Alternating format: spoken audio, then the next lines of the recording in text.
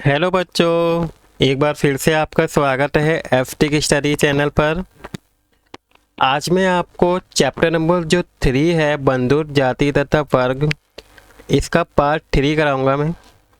Part 1 and part 2 मैंने आपको video डाल दी है। अगर आपने वो नहीं देखी तो आप प्लीज़ मेरी प्लेलिस्ट में जाके उन वीडियोस को देख लीजिएगा। तो पार्ट 3 में हम आज जो टॉपिक करेंगे वो हमारा टॉपिक है सामाजिक विषमताएं। लास्ट वीडियो में हमने विवाह के बारे में पढ़ा था, विवाह के प्रकार, क्या माताएं भी महत्वपूर्ण होती थीं, ये सब टॉपिक हमने पढ़े थे। तो आज हम सामाजिक विषमताओं के बारे में जानेंगे कि आप उसमें उस समय सामाजिक विषमताएं थी या नहीं थी। अब वर्ण व्यवस्था के दायरे में और उससे परे समझ, आप जाति शब्द से परिचित होंगे। आपको पता होगा कि जाति शब्द आपने सुना भी होगा। ये एक सोपानात्मक सामाजिक वर्गीकरण को दर्शाता है। धर्मसूत्र और धर्मशास्त्रों में एक आदर्श व्यवस्था का उल्लेख किया गया है और ब्राह्मणों का ये मानना था कि यह व्यवस्था, जिसमें स्वयं उन्हें पहला दर्जा प्राप्त है, एक देवीय व्यवस्था है। शूद्रों और अस्पृश्यों को सबसे नीचे रखा गया है, ठीक है। और इस व्यवस्था में दर्जा संभवतः जन्म के अनुसार निर्धारित माना जाता है। इस व्यवस्था में जो वर्ण व्यवस्था है, इसमें क्या मानते थे कि जन्म के अनुसार ही उस किसी व्यक्ति का क्या मानते थे, दर्जा मानते थे, निर्धारित होता था कि वो किस वर्ण का है। अब उचित जीविका, धर्मसूत्र और धर्मशास्त्रों में चारों वर्गों के लिए आदर्श जीविका से जुड़े कई नियम बनाए गए थे। 4 तरीके के हमारे क्या थे, वर्ग थे, वर्ण हैं, जिनको डिवाइड किया गया है। ब्राह्मण, पहले ब्राह्मण है, ठीक है। अब ब्राह्मणों का कार्य अध्ययन, वेदों की शिक्षा देना, यज्ञ करवाना था और उनका काम दान देना और लेना था। सेकंड कौन है, सेकंड वर्ग है क्षत्रिय। क्षत्रियों का काम युद्ध करना, लोगों को सुरक्षा प्रदान करना, न्याय करना, वेद पढ़ना, यज्ञ करवाना, दान दक्षिणा देना था। और अंतिम जो 3 कार्य वेश्यों के लिए भी थे, साथ ही उनसे कृषि, गोपालन और व्यापार का कर्म भी अपेक्षित था। नेक्स्ट शूद्र, ठीक है। शूद्र के लिए एक ही जीविका थी, तीनों उच्च वर्गों की सेवा करना, ठीक है। तो पहला जो वर्ग है, पहला वर्ण है आपका ब्राह्मण, सेकंड है आपका क्षत्रिय, एंड थर्ड है आपका वैश्य, एंड फोर्थ है आपका शूद्र। जो सबसे नीचे रखे जाते थे, जो अन्य 3 वर्णों के लिए क्या कर लेता होता था, इनके लिए काम करते थे, तीनों वर्गों की सेवा करना होता था इनका। अब इन नियमों का पालन करवाने के लिए ब्राह्मणों ने 2-3 नीति बनाई थी। एक, जैसा कि हमने अभी पढ़ा, ये बताया गया कि वर्ण व्यवस्था की उत्पत्ति एक देवी व्यवस्था मानी जाती थी। दूसरा, वे शासकों को ये उपदेश देते थे कि वे इस व्यवस्था को, नियम जो बनाए गए हैं उनको अपने राज्य में लागू करवाएं, अनुसरण करें। तीसरा, उन्होंने लोगों को ये विश्वास दिलाने का कोशिश करी कि उनकी प्रतिष्ठा जन्म पर आधारित है, ना कि कर्म पर आधारित है। जिस वर्ण व्यवस्था में उसका जन्म हुआ है वो उसी वर्ण का कहलाएगा।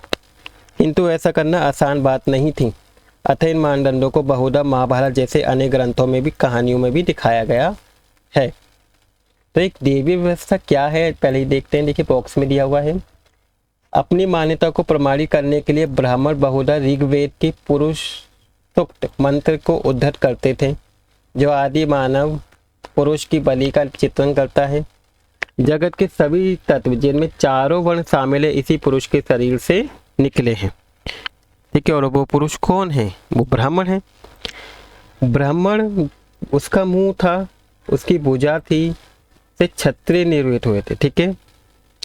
ये बोला जाता है कि उस व्यक्ति के जो मुंह से निकले थे उन्हें क्या बोला गया है, ब्राह्मण बोला गया, ठीक है। और जो उनकी भुजाओं से निकले हैं उन्हें क्षत्रिय बोला गया है। और वैश्य उनको बोला गया जो उनकी जांघ से निकले हैं, जांघ से जन्म लिया है। और पैर से पैदा हुए को क्या बोला गया, शूद्र बोला गया, ठीक है। तो एक पुरुष व्यक्ति जो थे, जिनको देव बोला जाता है, उन देव के मुंह से पैदा होने वालों को क्या बोला गया है, ब्राह्मण बोला गया है। उनकी भुजाओं से पैदा होने वालों को क्षत्रिय बोला गया है। एंड और उनकी जंग से पैदा होने वालों को क्या बोला गया, वैश्य बोला गया है, और उनके पैरों से पैदा होने वालों को शूद्र बोला गया। तो ये चारों को इस तरह से डिवाइड किया गया है। इसके बाद उचित सामाजिक कर्तव्य। महाभारत के आदि पर्व से एक कहानी है ये, ठीक है। इस कहानी को देखते हैं। एक बार ब्राह्मण द्रोण के पास जो कुरु वंश की राजकुमारों को धनुर्विद्या की शिक्षा देते थे, ब्राह्मण द्रोण। अब एकलव्य नामक वनवासी निषाद था, ठीक है। एकलव्य नामक एक वो था, शिष्य था उनका, वहाँ पर आया, जो शिकारी था, शिकारी समुदाय का था। द्रोण ने जो धर्म समझते थे उसे शिष्य के रूप में स्वीकार करने से मना कर दिया, ठीक है। जो द्रोणाचार्य थे, द्रोणाचार्य ने एकलव्य को अपना शिष्य मानने से इनकार कर दिया कि वो क्या है, एकलव्य को अपना शिष्य नहीं मानेंगी। अब एकलव्य ने वन में लौटकर मिट्टी से द्रोण की प्रतिमा बनाई। फिर एकलव्य ने क्या किया, एक मिट्टी से उनकी एक मूर्ति बनाई, किनकी, द्रोणाचार्य की, ठीक है। द्रोण यानी कि द्रोणाचार्य पूरा नाम है इनका। तथा इसे अपना गुरु मानकर वे स्वयं ही तीर चलाने की प्रैक्टिस करने लगे। द्रोणाचार्य क्या करते थे, तीर चलाने की कला सिखाते थे। अब एकलव्य उनके पास गए तो उन्होंने मना कर दिया कि मैं तुम्हें अपना शिष्य नहीं बना सकता। तो इसलिए उन्होंने एक मिट्टी की मूर्ति बनाई और उन मूर्ति के सामने उन्होंने तीर चलाना सीखा, अभ्यास करना सीखा। समय के साथ वो तीर चलाने में क्या होगा, बिल्कुल सिद्धत होगा, मतलब बहुत अच्छे से उनको तीर चलाना आ गया। एक दिन कुरु राजकुमार अपने कुत्ते के साथ जंगल में शिकार करते हुए एकलव्य के समीप पहुंच गए। कुत्ता काले मृग की चमड़ी के वस्त्र में लिपटा हुआ निषाद को देखकर एकदम से भौंकने लगा। क्रोधित होकर एकलव्य ने एक साथ 7 तीर चलाकर उसका मुंह बंद कर दिया कुत्ते का। जब वह कुत्ता लोटा तो पांडव तीरंदाजी का ये अद्भुत दृश्य देखकर आश्चर्यचकित हो गए, चौंक गए। जितने भी पांडव थे, 5 पांडव, उन्होंने एकलव्य को तलाशा और उसने स्वयं को द्रोण का शिष्य बताया। जब उन्होंने उनको तलाशा और उससे पूछा तो उन्होंने बताया कि मैं कौन हूँ, द्रोण का शिष्य हूँ। अब द्रोण ने अपने प्रिय शिष्य किसको मानते थे, अर्जुन को। उन्होंने अर्जुन से एक बार ये कहा था कि वे उनके सभी शिष्यों में आदित्य तीरंदाज बनेगा, नंबर 1 तीरंदाज बनेगा। अब अर्जुन ने द्रोण को उनका ये प्राण याद दिलाया।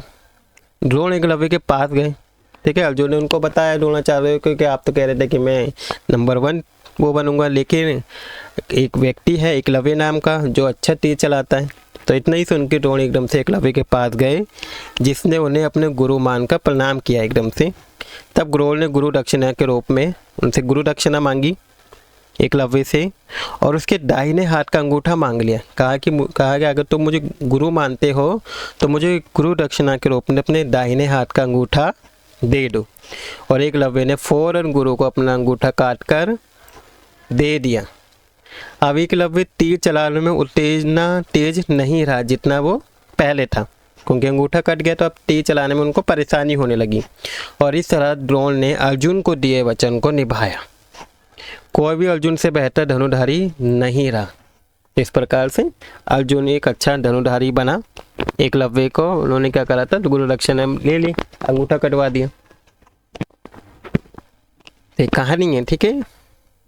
अब नेक्स्ट आता है क्षत्रिय राजा। शास्त्रों के अनुसार केवल क्षत्रिय ही राजा हो सकते हैं, किंतु अनेक महत्वपूर्ण राजवंश की उत्पत्ति अन्य वर्णों से भी हुई है। मौर्य वंश जिसने एक विशाल साम्राज्य पर शासन किया के उद्भव पर गर्मजोशी से बहस होती रही, और बाद के बौद्ध ग्रंथों में ये इंगित किए गए कि वे क्षत्रिय थे, किंतु ब्राह्मणी शास्त्रों ने निम्न कुल का मानते थे। शुंग और कर्ण जो मौर्य के उत्तराधिकारी थे, ठीक है, ये भी ब्राह्मण थे, लेकिन राजनीतिक सत्ता का उपयोग हर वह व्यक्ति कर सकता था जो समर्थन और संसाधन जुटा सकता था, वही सत्ता को चला सकता था। और राज तब क्षत्रिय कुल में जन्म लेने पर शायद ही निर्भर करता था। अन्य शासकों को जैसे शक जो मध्य एशिया के भारत आए, ब्राह्मण मलेच बर्बर अथवा अन्य देश से मानते थे, किंतु संस्कृत के संभवत आरंभिक अभिलेखों में से एक प्रसिद्ध शक राजा थे रुद्रदमन। द्वारा सूर्यदर्शन के सरोवर के जीर्णोद्धार का वर्णन मिलता है वहाँ पे, इससे ही ज्ञात होता है कि शक्तिशाली बलिय संस्कृति परिपाटी से भी अवगत थे। एक और दिलचस्प बात यह है कि सातवाहन कुल के सबसे प्रसिद्ध शासक गौतमीपुत्र श्री सतकानी, ये नाम है, ठीक है, गौतमीपुत्र श्री सतकानी ने स्वयं को अनूठा ब्राह्मण और साथ ही क्षत्रिय के दर्प का हनन करने वाला बताया। उसने ये दावा किया था कि 4 वर्णों के बीच विवाह संभव होने पर उसने रोक लगा दी, जो 4 वर्ण बनाए थे, किंतु फिर भी रुद्रदमन के परिवार से उसने विवाह संबंध स्थापित करे। जैसा आप इस उदाहरण में देख सकते हैं कि जाति प्रथा के भीतर आत्मसात होना बहुधा जटिल और सामाजिक प्रक्रिया थी। सातवाहन स्वयं को ब्राह्मण वर्ण को मानते थे, बताते थे कि वो कौन से ब्राह्मण वर्ण की संबंधित है, जबकि ब्राह्मणी शास्त्र के अनुसार राजा को क्षत्रिय होना चाहिए और वे चतुर्वर्णीय व्यवस्था की मर्यादा बनाए रखने का दावा करते थे। कहा जाता है कि भाई जो राजा है वो क्षत्रिय होगा, लेकिन ये तो अपने आप को ब्राह्मणी बताते थे, ठीक है। तो इसका ये था कि जो राजा है वो जरूरी नहीं क्षत्रिय हो, वो किसी भी वर्ण का राजा बन सकता था। किंतु साथ ही उन लोगों से वैवाहिक संबंध भी स्थापित किए जो वर्ण व्यवस्था से ही बाहर थे, उनसे शादी भी करी जो इस वर्ण व्यवस्था में नहीं थे। जैसा हमने देखा भी, अंतर्विवाह पद्धति का पालन करते थे, ना कि बहिर्विवाह पद्धति का पालन किया इन्होंने।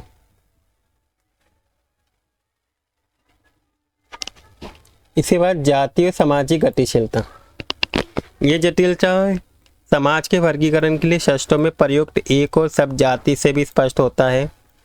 ब्राह्मणी सिद्धांत में वर्ण की तरह जाति भी जन्म पर आधारित थी, किंतु वर्ण जहाँ मात्र 4 थे वह जातीय क्या थी, बहुत ज़्यादा थी। निश्चित संख्या में क्या है, जातियाँ। आप सुनते भी होंगे कि अलग अलग प्रकार की जातियाँ आज के टाइम पे हैं, परंतु जहाँ कहीं भी ब्राह्मणी व्यवस्था का नए समुदाय से आमना सामना हुआ, उदाहरण जैसे जंगल में रहने वाले निषाद, फिर व्यवसायिक वर्ग जैसे सुवर्णकार, जिन्होंने 4 वर्णों वाली व्यवस्था में समाहित करना संभव नहीं था, उनकी जाति में वर्गीकरण कर दिया गया। और वे जातियाँ जो एक ही जीविका अथवा व्यवसाय से जुड़ी थी, उन्हें कभी कभी श्रेणियों में भी डाल दिया गया। हालांकि इन समुदाय के इतिहास का लेखा जोखा हमें कम ही प्राप्त होता है, किंतु कुछ अपवाद भी हैं इसके। जैसे कि मध्य प्रदेश से मिला एक अभिलेख है, इसमें क्या है, रेशम के बुनकरों की एक श्रेणी का वर्णन मिला है जो मूलतः लाट यानी गुजरात प्रदेश के निवासी थे और वहाँ से मंदसौर चले गए, जिसे उस समय दशपुर के नाम से जाना जाता है। और ये कठिन यात्रा उन्होंने अपने बच्चों और बांधवों के साथ संपन्न की थी। उन्होंने वहाँ के राजा की महानता के बारे में सुना भी था, अतः वे उसके राज्य में बसना भी चाहते थे। यह भी लेख जटिल सामाजिक प्रक्रियाओं की झलक देता है और श्रेणियों के स्वरूप के विषय में भी अंतर्दृष्टि प्रदान करता है। हालांकि श्रेणी की सदस्य शिल्प में विशेषज्ञ पर निर्भर थी और कुछ सदस्य अन्य जीविका भी अपना लेते थे। इस अभिलेख से यह भी ज्ञात होता है कि सदस्य एक व्यवसाय के अतिरिक्त दूसरे काम भी करते थे। सामूहिक रूप से उन्होंने शिल्पकार से अर्जित धन को सूर्य देवता के सम्मान में मंदिर बनवाने का खर्च भी किया था, ठीक है। अब शिल्प बुनकरों ने क्या किया, कुछ लोगों को संगीत से अत्यंत प्रेम है जो कानों को प्रिय होता था, अन्य को गर्व है कि सैकड़ों उत्तम जीवनियों का इस तरह के अनेक कथाओं से परिचित है, विनीत भाव से उत्तम धार्मिक व्याख्याओं में तल्लीन है, कुछ लोग अपने धार्मिक अनुष्ठान में शेष थे। इस तरह अपने पर निग्रह रखने वाले खगोल शास्त्र में पारंगत अन्य जन युद्ध में शूरवीर शत्रुओं को अनिष्ट करते थे, ठीक है। इसके बाद 4 वर्णों के परे एकीकरण। उपमहाद्वीप में पाए जाने वाली विविधता की वजह से यह हमेशा से ऐसे समुदाय रहे हैं जिन पर ब्राह्मणीय विचारों का कोई प्रभाव नहीं पड़ा, क्योंकि 4 वर्णों के अन्य भी कुछ वर्ण देखे गए। अब संस्कृत साहित्य में जब ऐसे समुदाय के बारे में पता चलता है तो उन्हें कई बार विचित्र, असभ्य और बेकार माना जाता है।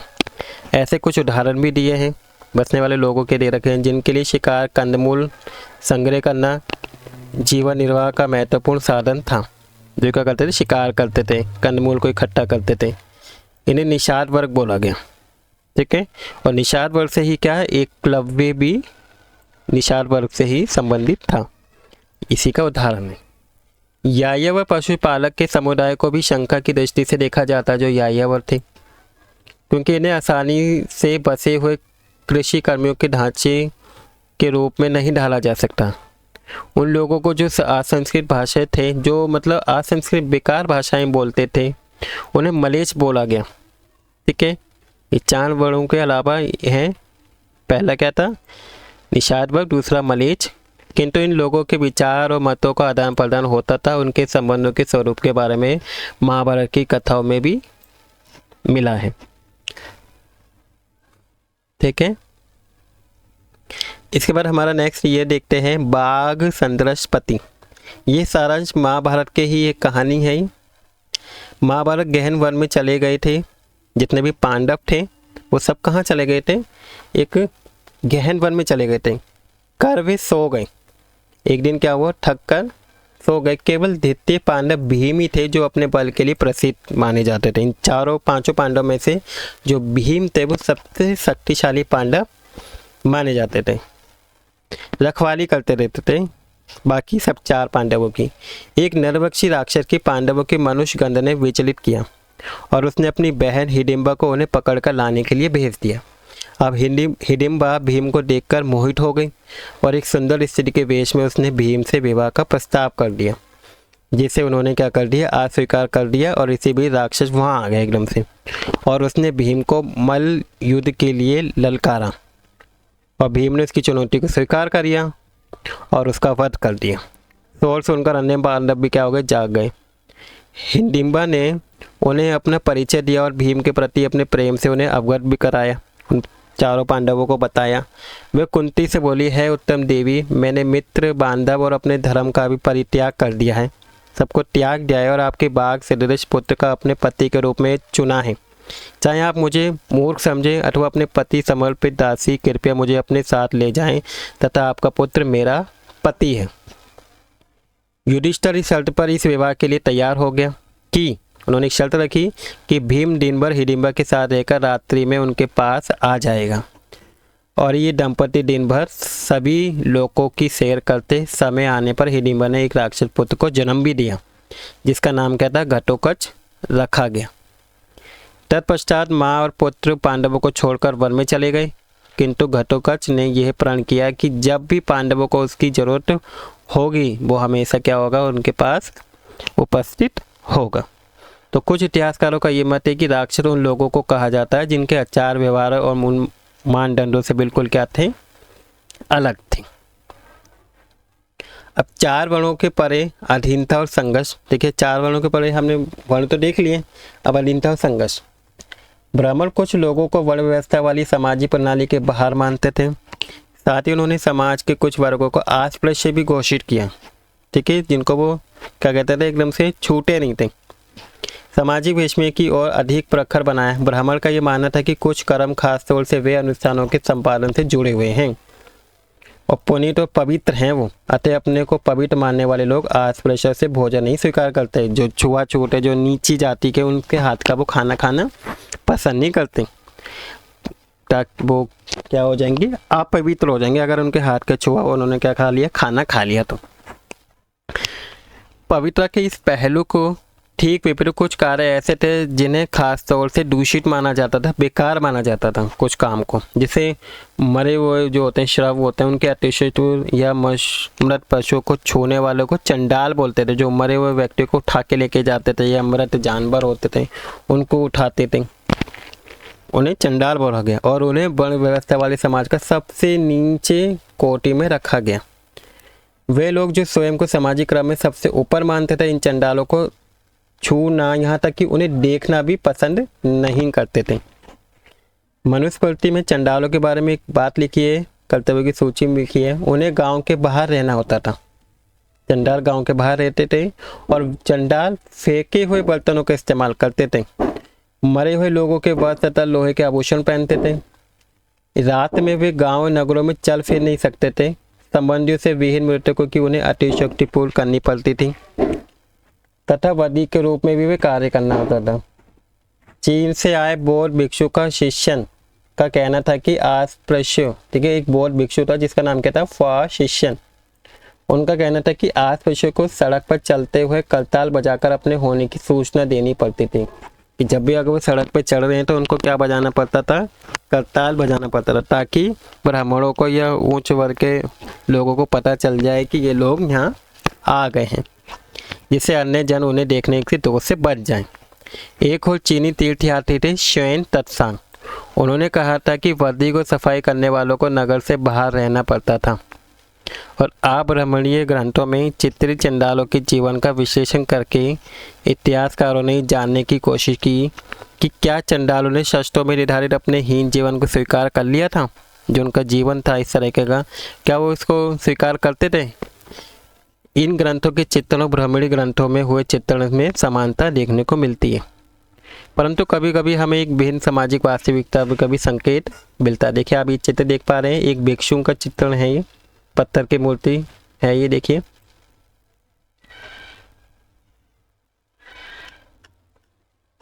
इसके बाद एक बॉक्स है हमारा, ये मातंग जातक में बोधिसत्व की कहानी, इसे भी देख लेते हैं। क्या चंडालों ने अपने को समाज की सबसे निचली सीढ़ी में रखा था? क्या उन्होंने इसका प्रतिरोध किया था?